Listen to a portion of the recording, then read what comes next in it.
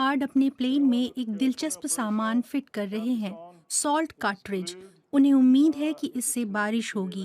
मार्ड बारिश करवाते हैं और आज वो अपनी संभावनाओं को तौल रहे हैं। स्वीडन के रहने वाले मार्ड उड़ान भरने से पहले चीज़ों पर आखिरी नज़र डालते हैं। अरब अमीरात के ऊपर बादलों से बारिश करवाने के लिए उनके पास 3 घंटे हैं। ये मुश्किल काम है। मेरे जैसे इंसान के लिए क्लाउड सीडिंग का काम थोड़ा असामान्य है, क्योंकि यात्रियों की सुविधा के लिए अपने करियर में ज्यादातर समय मैंने बादलों से बचने की कोशिश की है। वहीं अब मैं बादल के भीतर तो नहीं, लेकिन उसके बिल्कुल किनारे प्लेन लेकर जाता हूँ। इसमें मुश्किल भी हो सकती है। रेगिस्तान से प्लेन उड़ाकर बादलों तक पहुंचना, जब सब धुंधला दिख रहा हो और तापमान 35 डिग्री सेल्सियस हो, तो ये मिशन काफी महत्वाकांक्षी है।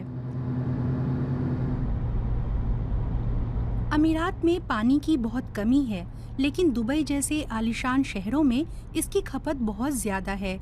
यहाँ बहुत निर्माण कार्य होता है और हर साल करीब 8 लाख लोग तेल से संपन्न इस जगह पर बसने आते हैं, बढ़ते तापमान और गिरते भूजल स्तर के बावजूद। अमीरात में फसल उगाना और मुश्किल होता जा रहा है। 5 साल पहले रिटायर होते समय सालाह अल हमादी ने खेती में हाथ आजमाने का सोचा।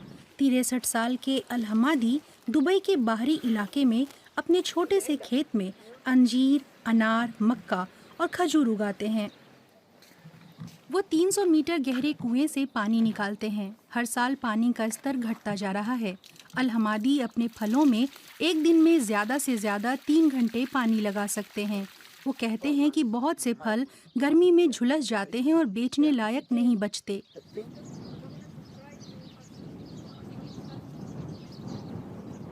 हम बारिश के लिए प्रार्थना करते हैं, पानी के लिए अल्लाह से विनती करते हैं। पानी के बिना इंसान कुछ नहीं कर सकता।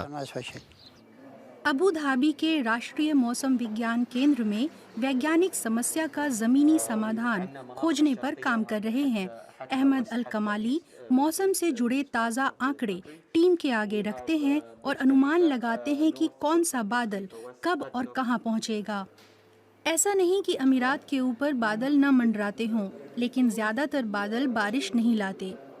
अपने 4 प्रोपेलर विमानों की मदद से वैज्ञानिक सोडियम और पोटेशियम क्लोराइड बादलों में छोड़ते हैं। नमक के अंश बादलों में मौजूद पानी से मिलकर भारी हो जाते हैं और बरस जाते हैं। वैज्ञानिकों के मुताबिक इसके कारण कहीं और बारिश में कमी नहीं आती। उनका कहना है कि इस तरीके के नतीजे उम्मीद जगाते हैं। हमने हाल ही में बारिश बढ़ाने पर एक शोध किया और पाया कि क्लाउड सीडिंग की वजह से यूएई में बारिश औसतन 23% बढ़ गई है। सबसे अच्छी स्थिति में बारिश 35% तक ज्यादा हो सकती है। खाड़ी के ऊपर आसमान में घने बादल जमा हो रहे हैं। अहमद अल कमाली एंडर्स मार्ड से संपर्क करके उन्हें बादलों की लोकेशन बताते हैं। पायलट विमान लेकर बादलों की ओर बढ़ते हैं। अब सब कुछ टाइमिंग पर निर्भर करता है।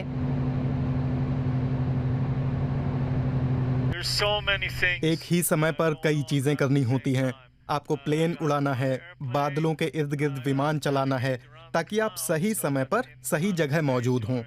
साथ ही बादल बनने की वास्तविक स्थिति के मुताबिक प्लेन उड़ाने का भी ध्यान रखना होता है। निर्देश मिलने पर एंडर्स मार्ड 4 राउंड दागते हैं। वो धीरे धीरे प्लेन की लोकेशन भी बदलते हैं। कंट्रोल रूम में मौसम विज्ञानी मार्ड के लिए बादलों की अगली लोकेशन खोज रहे हैं।